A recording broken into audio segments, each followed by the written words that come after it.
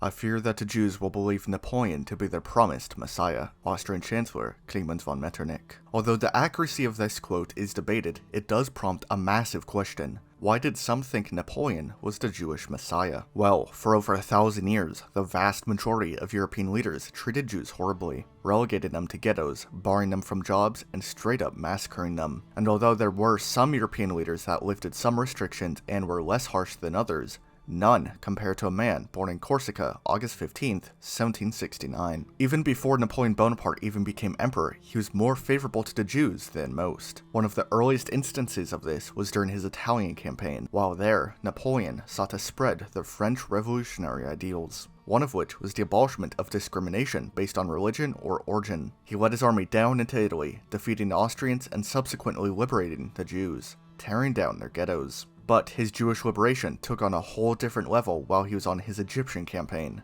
While besieging the city of Acre, he actually wrote an incredibly rare and interesting proclamation. This proclamation basically calls on the Jews to reclaim their homeland. But, unfortunately for Napoleon and the Jews, his campaign was unsuccessful. So the proclamation was never officially sent out, causing many to question its authenticity. It isn't entirely clear how accurate the proclamation is, or what Napoleon's true intentions were, if it even is true. Some believe the proclamation was purely for propaganda purposes, not real and not intended to be taken literally, while others argue it is true given the context, since he did liberate the Jewish ghettos in Italy. And on top of everything, Theodor Herzl, the founder of Zionism, reportedly stated in a letter, "What couldn't be fulfilled under the rule of Napoleon I can be fulfilled by Wilhelm II. But this is some shaky evidence, so let's look at some more solid evidence on how he treated them during his reign as emperor. When Napoleon became emperor, he saw the Jews as a people who could benefit his new empire. In lands he conquered, he abolished their ghettos,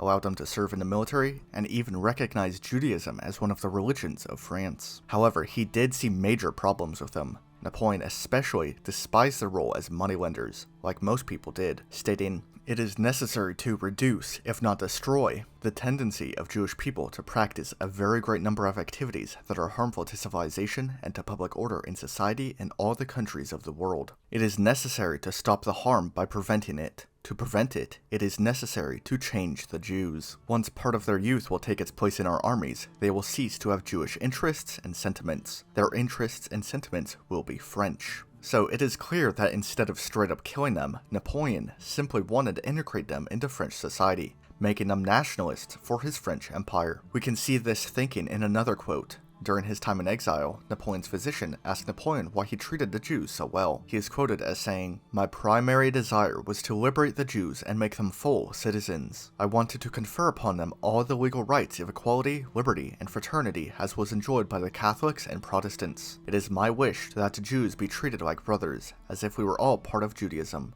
As an added benefit, I thought that this would bring to France many riches because the Jews were numerous and they would come in large numbers to our country where they would enjoy more privileges than any other nation. Without the events of 1814, most of the Jews of Europe would have come to France where equality, fraternity, and liberty awaited them, and where they could serve the country like everyone else." Although he wanted to assimilate Jews into France, he questioned if they could or even would. So he decided to get some answers. He assembled 112 Jewish leaders from across his empire, convening them in the Council of Notables. There, they would have 12 questions to answer for Napoleon. But many of these questions didn't have concrete answers. Still, the leaders needed to answer carefully. The fate of Jews everywhere could depend on it. Ultimately, they decided to give Napoleon the answers he wanted, basically stating that the Jews would respect Napoleon's laws.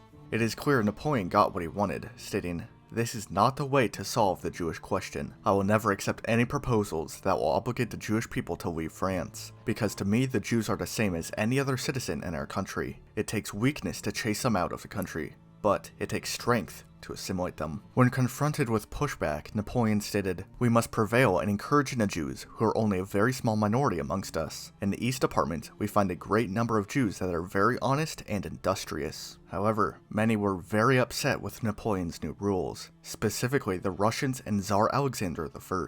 Ultimately, pressure against his Jewish rules was simply too much, so he eventually caved under pressure to launch the infamous decree in 1808. This decree, in short, severely restricted the Jews' ability to lend money by clearing any debts to them. However, it is clear that his plan was simply to reduce criticism. Many of his laws weren't enforced. or simply did not apply to some of the Jews in his realm, and after about 4 years, most rules ceased to exist. Ultimately, many Jews looked to Napoleon as a liberator, and a few even saw him as a messianic figure. The majority of Jews in Italy specifically called him Helek Tov, the good part. Even though Napoleon destroyed some of the harsh restrictions on Jews, some actually preferred it to assimilation, believing that keeping their culture in persecution was better than losing some of it in assimilation. In fact, some argue he was just as bad, saying that instead of destroying Judaism by force, he chose to destroy it through assimilation. Still, it is clear Napoleon left a major mark in European Jewish history.